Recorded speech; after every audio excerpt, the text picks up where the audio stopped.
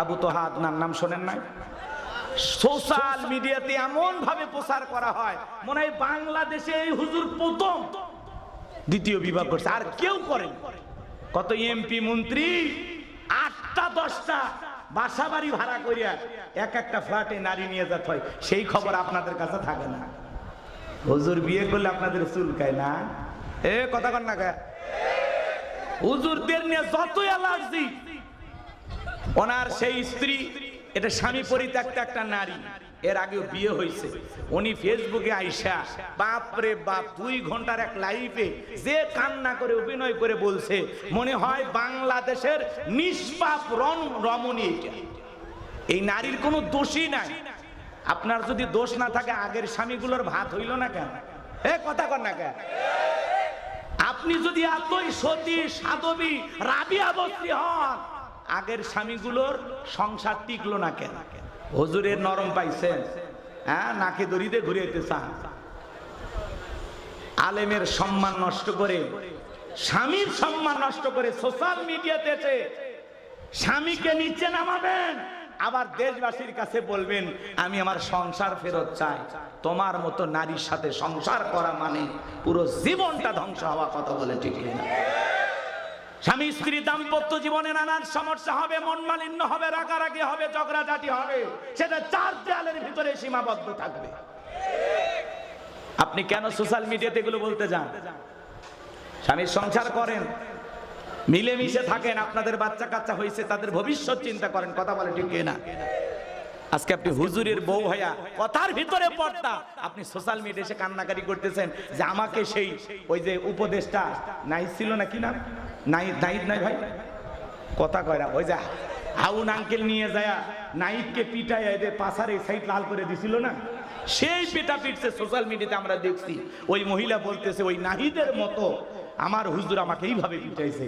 জীবনে শয়তানও বিশ্বাস করবে না একজন আলেম এইভাবে বউ মারতে পারে। কথা বলেন, নেকা কান্নার অভিনয় করেন। কালো কাপড়ে দাগ লাগলে কারো চোখে পড়ে না, সাদা কাপড়ে দাগ লাগলে সবার চোখে পড়ে। এদেশের এমপি মন্ত্রী চেয়ারম্যান মেম্বার কত কিছু করতেছে, সেগুলোকে আপনারা নিউজ প্রচার করেন না। দেশের দুর্নীতির বিরুদ্ধে কথা বলেন না। এদেশে নানান ধরনের চক্রান্ত ষড়যন্ত্র চলতেছে, সেগুলো নিয়ে কথা বলেন না। আপনি হুজুরের বউ নিয়ে পড়ে আছেন, প্রত্যেকটা চ্যালেঞ্জ খোঁজেন, আর হুজুরের বউ কি কইলে এটা নিয়ে পড়ে আছেন। কথা কর, হুজুরটাও হালাল পদ্ধতি অনুসরণ করে বিয়ে করছে, আর কত লোক বিয়ে ছাড়া সেঞ্চুরি করতেছে, কই তাদের বিচার কই করেন? কথা কন, তাদের বিচার করেন না। আল্লাহ ওদের হেদায়েত দান করুন, জোরে বলুন আমিন। যেই নারী স্বামীর বদনাম করবে বুঝে নেবেন ওই স্ত্রী অকৃতজ্ঞ, নিমক, হারাম। সংসারে অশান্তি থাকবেই, ঝামেলা থাকবেই। আমি মানুষের কাছে কেন বলি? আমার ঝামেলা আমি সমাধান করব। স্বামী রাগ করছে, 2 দিন পরে সমাধান হবে। আম্মা জান আয়েশার সাথে রাসূলের কি মন মালিন্য হইতো না? কথা বলেন না কেন? নবীর যদি তার স্ত্রীর সাথে মন মালিন্য হয়,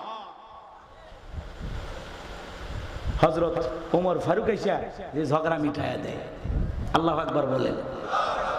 তাহলে রাসূলের পরিবারেও স্বামী স্ত্রীর মধ্যে মন মালিন্য হইতো। রাসূল রাগ কইরা শুয়ে আছে খেজুরের পাতার বিছানায়, ওমর ফারুক তাকায় দেখে রাসূলের সেই খেজুর পাতার বিছানা দাগ উঠছে। হুজুর এই অবস্থায় কেন? কয় ওমর একটু সমস্যা আছে। রাসূলের কষ্ট ওমর সহ্য করতে পারলেন না, বুঝে ফেলে দিয়েছেন। সাহাবায়ে কিরাম নবীকে কত মহব্বত করতেন, ভালোবাসতেন।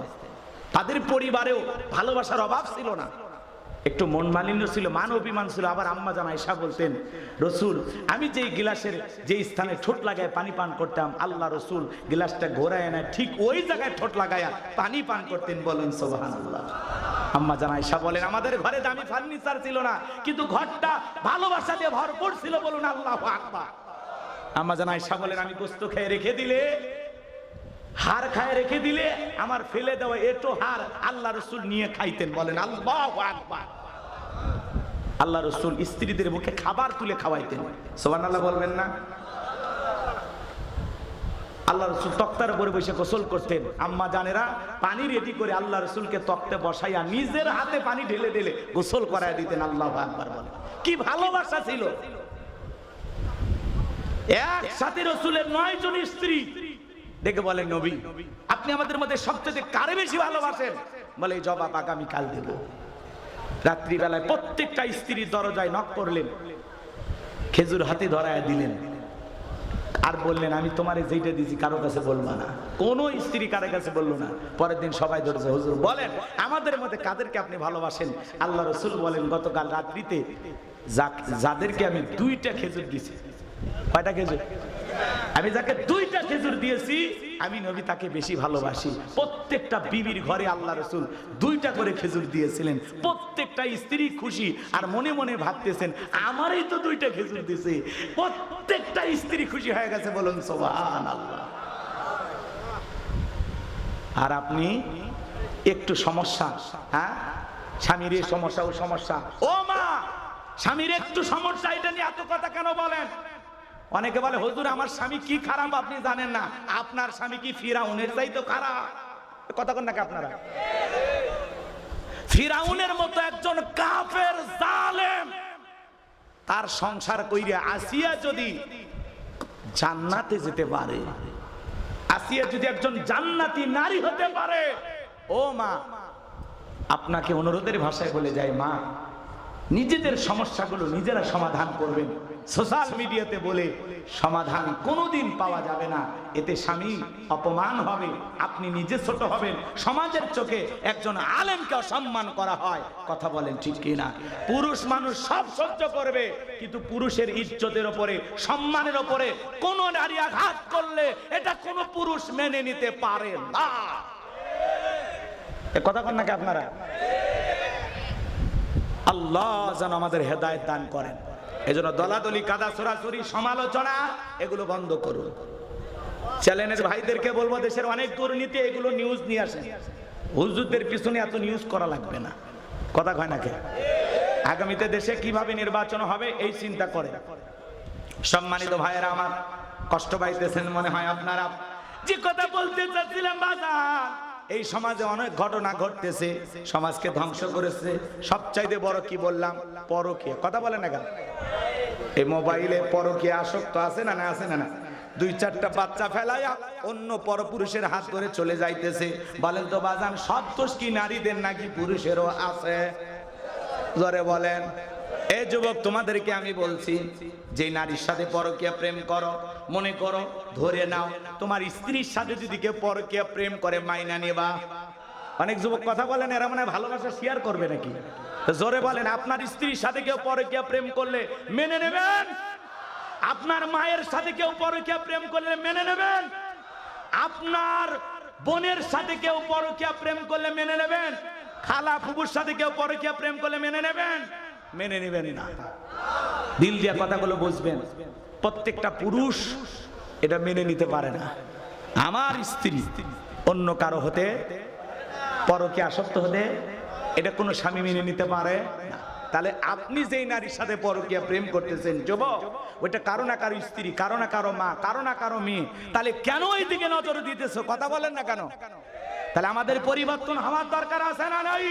প্রত্যেকটা যুবকের পায়ে হাত দিয়ে আমি গোলাম রব্বানি বলে যাই, যদি নিজেকে মুসলিম দাবি করো, আজ থেকে শপথ গ্রহণ করো, কোন বিবাহিত নারীর দিকে বাঁকা চোখে তাকাবো না। কথা কন না কেন? আল্লাহ বলেছেন, কুল্লিল মুমিনিনা ইয়াগুদ্দু মিন আবসারিহিম, মুমিন পুরুষের দৃষ্টি থাকবে নিচের দিকে। কথা বলেন ঠিক কি না? যুবক, কত গরিব মেয়ে আছে বিয়ে দিতে পারে না, যা ওই গরিব মেয়েটাকে বিয়ে করো, আল্লাহ খুশি হবে। কত স্বামী পরিত্যক্তা নারী আছে, সন্তানগুলো নিয়ে অসহায় জীবন যাপন করতেছে, যাও বিয়ে করো, আল্লাহ খুশি হবে। তুমি ওই জায়গায় যাবা না। কথা কয় না কেন? আমার ভাইরা মন খারাপ করবেন না। তাহলে বর্তমান সমাজে যুবকদেরকে ধ্বংস করছে মোবাইল। কথা বলেন ঠিক কি না? এই মোবাইলের সবচাইতে বড় আর একটা নিশার নাম হলো কি জানেন? টিকটক। কথা কেন? ও দেশে টিকটক আসিয়া সব গেল ভাসিয়া, সিদ্দিক সোরা নায়ক হইছে আইডি খুলিয়া, হিরো আলম নায়ক হইছে আইডি খুলিয়া।